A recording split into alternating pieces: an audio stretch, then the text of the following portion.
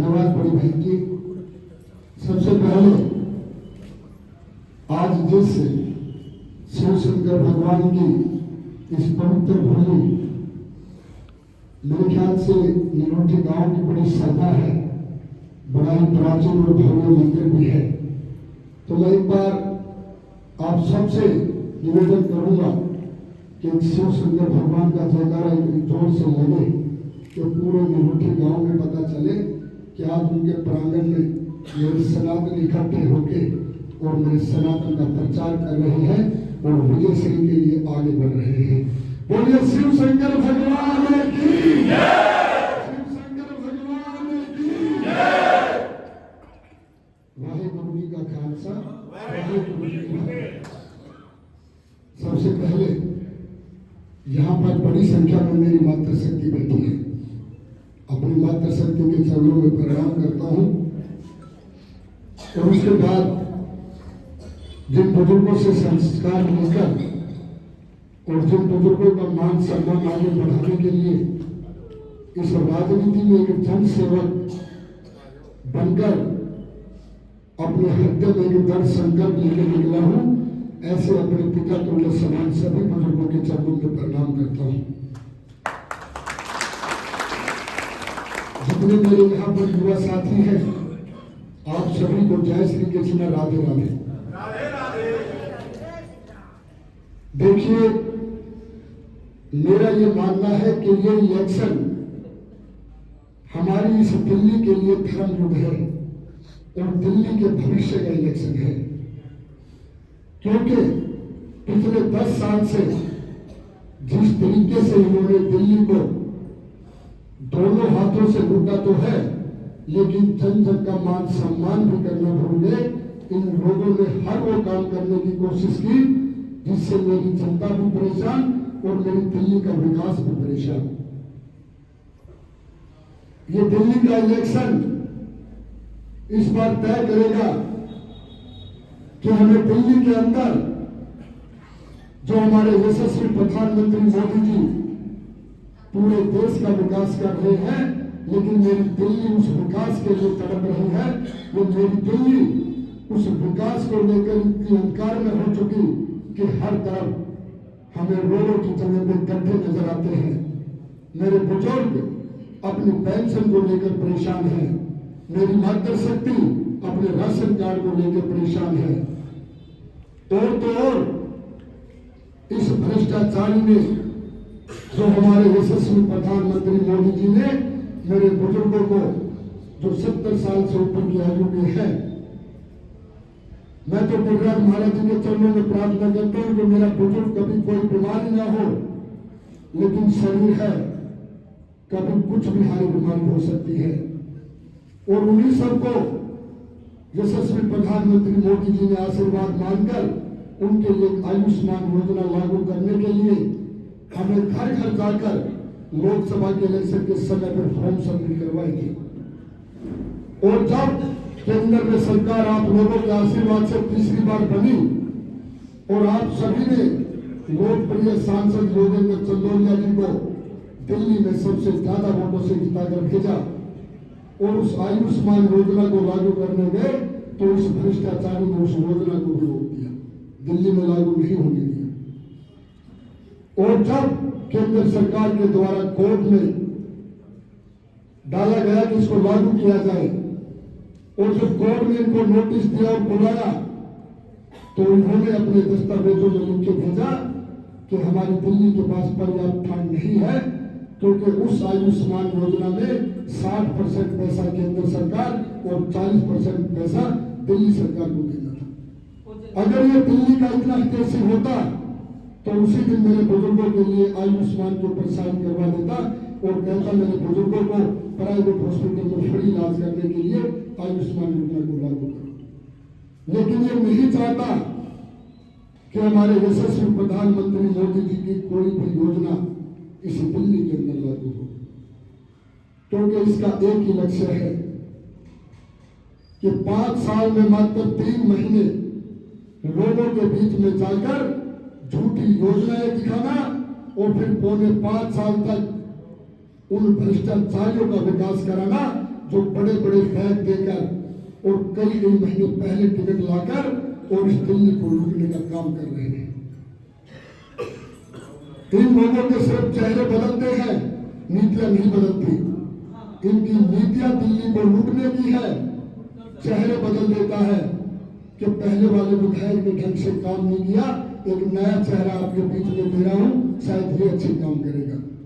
लेकिन वो नया चेहरा वो और भी ज्यादा खूंखार बनकर इस क्षेत्र को लूटने का काम करेगा, क्योंकि उसका बैग और भी ज्यादा भारी है। तो आज मैं आपका बेटा, आपका भाई, आप लोगों के बीच में, आप लोगों का विश्वास बनकर, भरोसा बनकर, उम्मीद बनकर और इस मुंडका विधानसभा का विकास बनकर आप लोगों के साथ कंधे से कंधा मिलाकर इस मुंडका विधानसभा का विकास करना चाहता हूं, जन जन का मान सम्मान करना चाहता हूं। इस लायक एक बार आप मुझे बना दीजिए।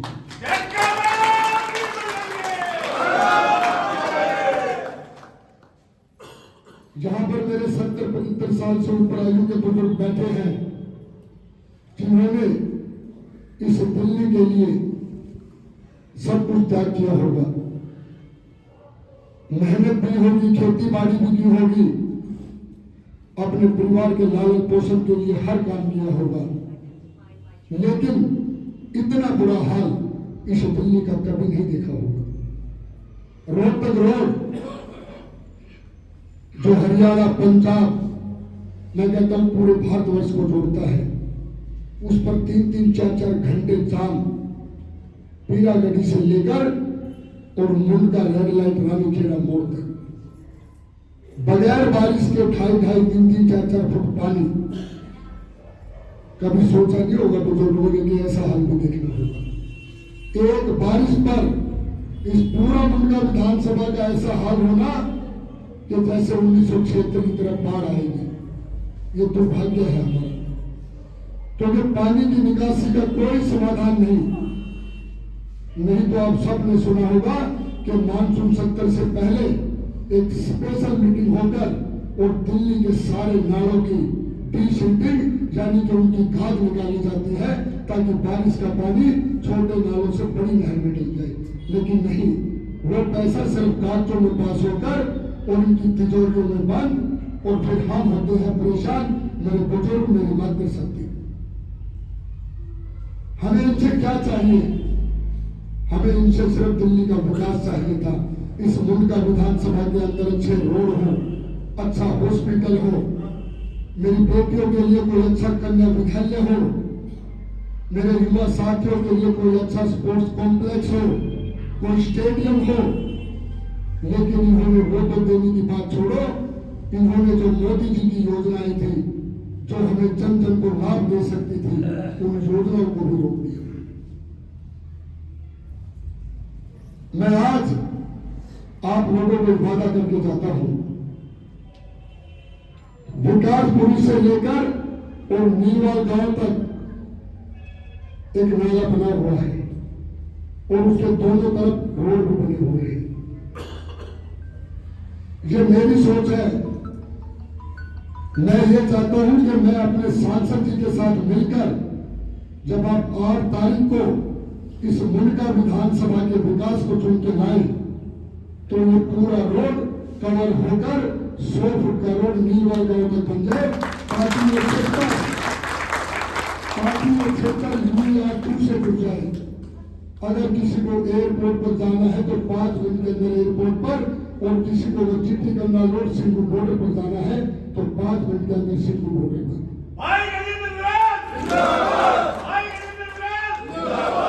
भारतीय जनता पार्टी। और देखिए, मेरा ये मानना है कि प्रत्येक व्यक्ति को सर्वप्रथम अपने राष्ट्र को समर्पित होना चाहिए, और दूसरे नंबर पर अपने सनातन धर्म को समर्पित होना चाहिए, और तीसरे नंबर पर जिस राज्य में आप रह रहे हैं उस दिल्ली के विकास को समर्पित होना चाहिए, और चौथा नंबर जिस विधानसभा के अंदर आपके सपनों का घर, आपके सपनों का प्रांगण और मंदिर है, उस मुल्क का विधानसभा का विकास प्रकट होना चाहिए और उस विधानसभा का हर तरीके से विकास हो, हर वो सुविधा जो मुल्क का विधानसभा को चाहिए वो हमें मिले। कुछ ऐसा हमें करना होगा। इन भ्रष्टाचारियों ने सिर्फ और सिर्फ झूठे वादे और दिल्ली को लूटने का काम किया है। एक आम आदमी कब खास आदमी बन गया हमें पता भी नहीं चला, और इतना खास बन गया कि उसकी जो रहने की आदत थी वो राजा महाराजों से ऊपर चली गई। एक तरफ एक ऐसा संगठन है जिसका सर्वोसर्वा अपने आप को देश का सच्चा चौकीदार और जनसेवक मानता है, और एक तरफ से दिल्ली का सबसे कट्टर बेईमान व्यक्ति जो इस दिल्ली को बहलाकर फुसलाकर झूठे वादे करके सिर्फ ठगने का काम कर रहा है। तो हम सबका प्रण करते हुए बनता है कि हम भी मोदी जी के संग चलकर दिल्ली के अंदर डबल इंजन की सरकार बनाकर इस दिल्ली का विकास करें।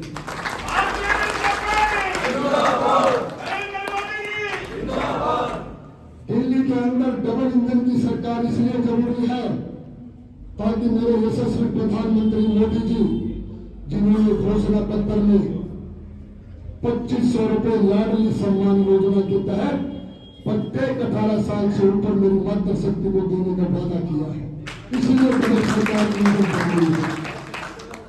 हम सभी को आयुष्मान योजना का लाभ मिल सके, इसलिए डबल इंजन की सरकार बहुत जरूरी है। हर गरीब व्यक्ति का नया राशन कार्ड बन सके, उसमें नाम चढ़ सके, ताकि गरीब कल्याण अन्न योजना के तहत प्रत्येक राशन कार्ड में एक व्यक्ति को 4 किलो गेहूं और 1 किलो चावल जो फ्री मिल रहे हैं वो मिल सके, इसलिए डबल इंजन की सरकार जरूरी है। मेरी वृद्धावस्था पेंशन जो मेरे बुजुर्गों की, मेरी मातृशक्ति की, अगर वो 2000 से 2500 हो जाए और जो भी 60 साल का हो उसकी बगैर रोक टोक के वो पेंशन बन जाए, इसलिए डबल सरकार बनना जरूरी है। और बाहरी दिल्ली को ये जो मुल्क का विधानसभा जिनके नाम से जानी जाती है, धरती पुत्र स्वर्गीय डॉक्टर साहब सिंह वर्मा जी, जिन्होंने इस दिल्ली देहात में भारतीय जनता पार्टी के प्रति घर घर जाकर और लोगों में विश्वास ऐसा पैदा किया था कि हर किसी के मुख पर एक ही बात थी कि भाजपा है तो हम हैं, नहीं तो हमारा भी कोई वर्चस्व नहीं। ऐसा लोगों ने प्रण बना दिया।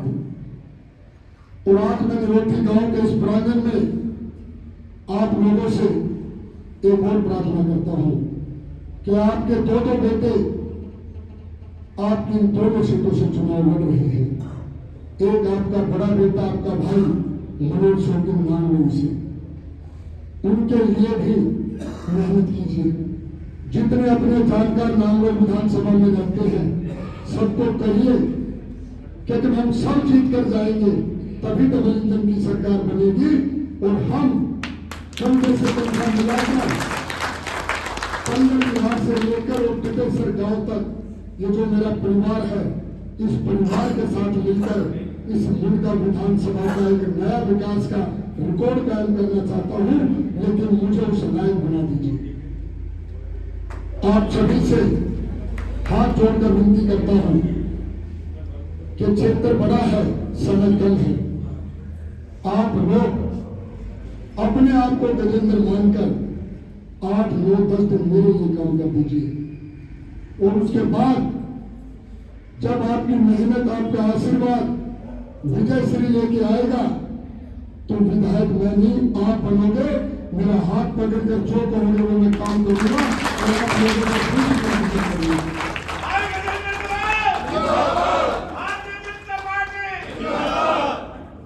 और एक बात और करके जाता हूं कि आपको मेरे वोट तक नहीं पहुंचना पड़ेगा जीवन वोट तक,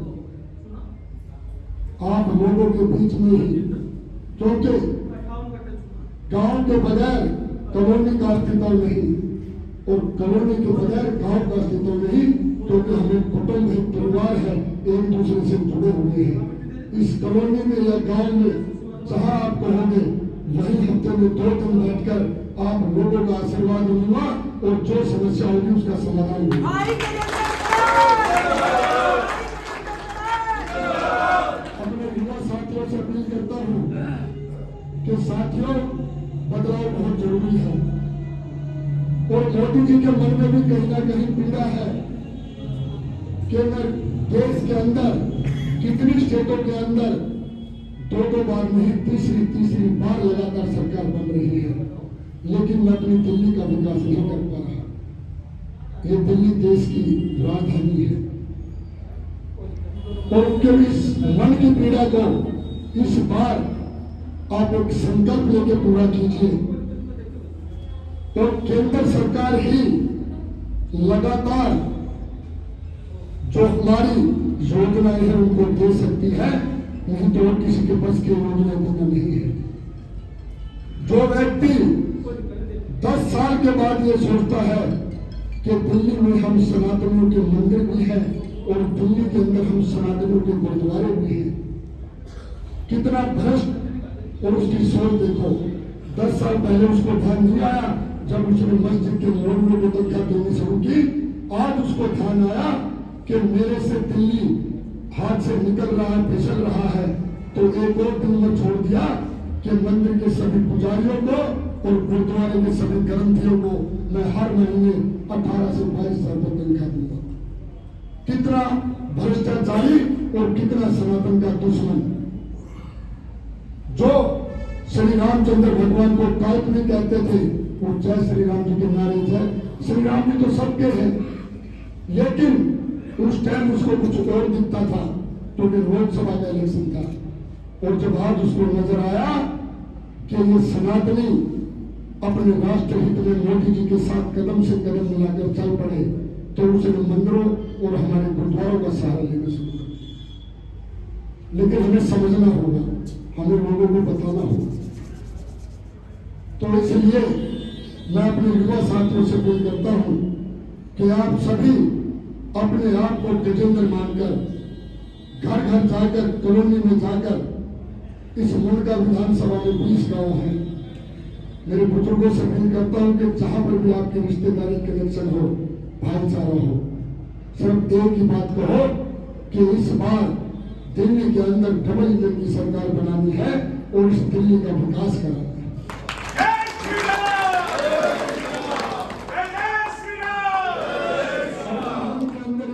लेकर 5 फरवरी का दिन होगा और कमल चुनाव चिन्ह होगा।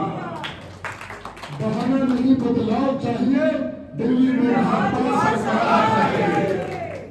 तो आप सभी तो आप सभी ने जो मुझे आज इस चौपाल के प्रांगण में फूल मालाओं से पगड़ी पहनाकर और वोटों से मेरा स्वागत किया, तो ये एहसान तो मैं कभी जिंदगी भर भूल नहीं पाऊंगा। लेकिन हाँ, जिस विश्वास से आपने मुझे पगड़ी पहनाई, ये फूल मालाएं पहनाई, उस विश्वास को भी कभी कमजोर नहीं पड़ने दूंगा। आप लोगों के साथ मिलकर इस क्षेत्र का विकास करूंगा।